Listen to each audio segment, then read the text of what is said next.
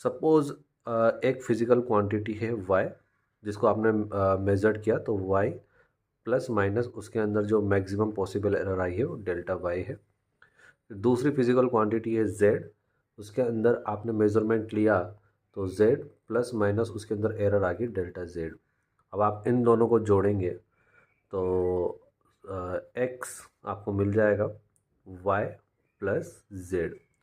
तो ध्यान रखिएगा, तो जो आपका रिज़ल्ट आया x, उसके अंदर ट्रू वैल्यू भी होगी और एरर भी होगा। तो x की ट्रू वैल्यू कैसे निकालेंगे? y की ट्रू वैल्यू को और z की ट्रू वैल्यू को ऐड करने से आपको x की तो ट्रू वैल्यू मिल जाएगी, और उसके अंदर अगर आपको एरर निकालना है कि x के अंदर कितना एरर आया, तो उसके लिए आपको क्या करना पड़ेगा? x plus minus delta x is equal to y को जोड़ेंगे तो y plus minus delta y plus z plus minus delta z हो जाएगा।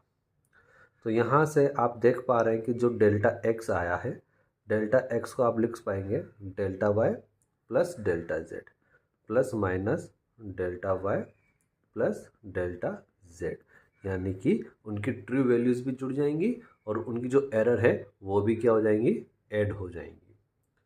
आई थिंक आपको ये चीज़ समझ में आ गई होगी।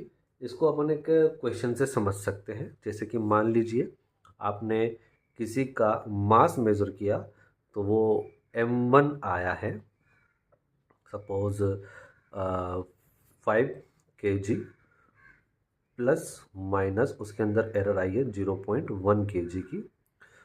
फिर m2 मेज़र किया, आपने मेज़र किया तो m2 आया आपके पास 7 kg, प्लस माइनस 0.2 kg। आपको क्या करना है? m1 प्लस m2 करना है। तो जैसे आप m1 प्लस m2 करेंगे तो यहाँ पे ट्रू वैल्यूज़ तो ऐड हो जाएंगी, तो 5 और 7 कितना हो जाएगा? 13 हो जाएगा बेटा, सॉरी 12 हो जाएगा। तो ये 12 kg, और प्लस माइनस जैसे कि मैंने बताया कि जो रिज़ल्ट के अंदर भी जो y और z की एरर थी वो भी क्या हो जाती है? ऐड हो जाती है। उसी तरह से इनकी एरर भी क्या हो जाएगी? 0.1 प्लस 0.2 0.3 kg हो जाएगी। आई थिंक आपको यहाँ तक बात समझ में आ गया। उसी तरह से अगर आपको यहाँ पर x is equal to Y plus Z की जगह आपको y में से z माइनस करना है, सब्ट्रैक्ट करना है, तो मैंने माना उसका रिजल्ट कितना आया? x। तो ट्रू वैल्यूज़, y की ट्रू वैल्यूज़ में से z की ट्रू वैल्यू को सब्ट्रैक्ट करेंगे तो आपका x जो रिजल्ट है उसकी ट्रू वैल्यू आपको मिल जाएगी। ठीक है, लेकिन उसके अंदर भी क्या आएंगी बच्चों? एरर आएंगी। तो एरर कैसे निकालेंगे इसका? इसमें भी क्या होगा बेटा? इसका जो डेल्टा x आएगा वो भी कितना हो जाएगा? Delta y plus delta z, और ये आएगा प्लस माइनस के अंदर। ठीक है, अब आप सोच रहे होंगे कि सर सब्ट्रैक्शन में भी आपने इनको जोड़ा क्यों है? क्योंकि हम जो लिख रहे हैं यहाँ पे डेल्टा x, हम ये कोई फिक्स एरर नहीं लिख रहे हैं, हम यहाँ लिख रहे हैं मैक्सिमम पॉसिबल एरर। क्या लिख रहे हैं बच्चों? Maximum possible error. और मैक्सिमम पॉसिबल एरर कब हो सकती है? जब दोनों की एरर को जोड़ा जाएगा, तभी x की मैक्सिमम पॉसिबल एरर होगी।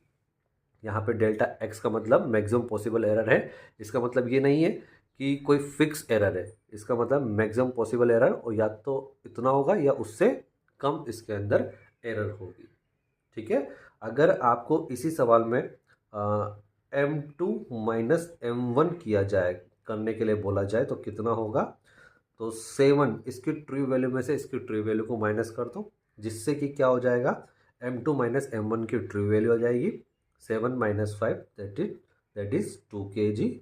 बट इनकी जो एरर है, आप इनको जोड़ो चाहे घटाओ, हमेशा जो इनकी एरर होगी वो हमेशा ऐड होंगी। उसके पीछे का रीज़न मैंने आपको बता ही दिया। उसके पीछे का रीज़न क्या है? क्योंकि सब्ट्रैक्शन में हमको जो एरर चाहिए होती है वो मैक्सिमम पॉसिबल एरर चाहिए होती है।